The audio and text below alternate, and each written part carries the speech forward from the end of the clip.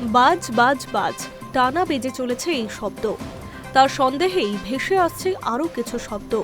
কখনো শোনা যাচ্ছে লাটভিয়া, কখনো ব্রেক বেন, আবার কখনো পেপার শেকার।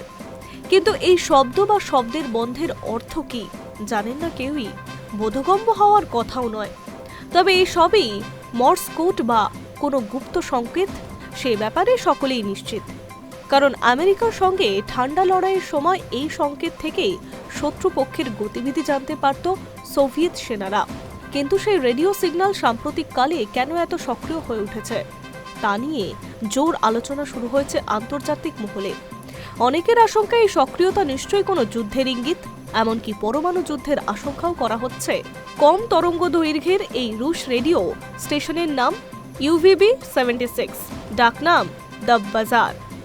ঠান্ডা লড়াইয়ের সময় এই রেডিও স্টেশনকে কাজে লাগিয়ে শত্রুপক্ষের গতিবিধির খবর দেওয়া নেওয়ার করত সোভিয়েত ইউনিয়ন।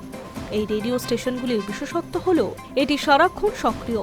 মাঝে মাঝে কিছু শব্দ ভেসে আসে ঠিকই, তবে তা খুব নিয়মিত নয়। হয়তো মাসে একটা বা দুটো মস্কোট। কিন্তু চলতি বছরের শেষের দিকে সক্রিয়তা বাড়ছে এই রেডিও স্টেশনগুলির। প্রতিদিন ভুরি ভুরি শব্দ বা শব্দবন্ধ ভেসে আসছে তা থেকে, যা বিরল বলেই মনে করছে অনেকে। তাদের মতে শেষবার এই সক্রিয়তা দেখা গিয়েছিল 2022 সালে রাশিয়া ইউক্রেনের অভিযান চালানোর সময়, তার ঠিক আগে।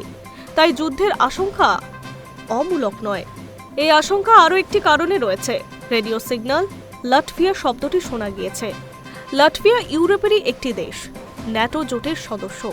ঘটনাচক্রে ন্যাটো জোটে অন্তর্ভুক্তির বিষয়টি ইউক্রেনের সঙ্গে রাশিয়ার বিবাদ। ক্রেমলিন চায় না ইউক্রেন ন্যাটো জোটে অন্তর্ভুক্ত হোক। ফলে রেডিও স্টেশন থেকে ভেসে আসা লাটভিয়া শব্দের মধ্যে দিয়ে লাটভিয়া দেশের কথা বোঝানো হয়ে থাকলেও তাতে আশ্চর্য হওয়ার কিছু কারণ নেই বলে মনে করছে বিশেষজ্ঞরা। সেই ক্ষেত্রে পরমাণু যুদ্ধের গন্ধও পাওয়া যাচ্ছে বলে মনে করছে বিশেষজ্ঞ মহল। কারণ ঠান্ডা লড়াইয়ের সময় মনে করা হতো এই রেডিও স্টেশন রাশিয়ার পরমাণু অস্ত্রগুলি নিয়ন্ত্রণের ব্যবস্থার পেরিমিটার বা ডেড হ্যান্ডের সঙ্গে যুক্ত ছিল। এই স্বয়ংক্রিয় ব্যবস্থার বিশেষত্ব ছিল কোনো নির্দিষ্ট রেডিও সিগন্যাল পেলেই শত্রুপক্ষের ওপরে হামলা চালাবে ওই পরমাণু অস্ত্র। তবে পাল্টা অভিমত রয়েছে, তা হলো এই সমস্ত আশঙ্কা বা তত্ত্বের সেই অর্থে কোনো ভিত্তি নেই। বিশেষজ্ঞদের একাংশের মত, এই শব্দটি ধরে নিয়ে যুদ্ধের আশঙ্কা করা যায় না। আর তাছাড়া সেনার কোড লেভেল হিসেবেও বিভিন্ন দেশের নাম ব্যবহার করে থাকেন। তার মানে এই নয় হামলা চালানোর কথা বলা হচ্ছে।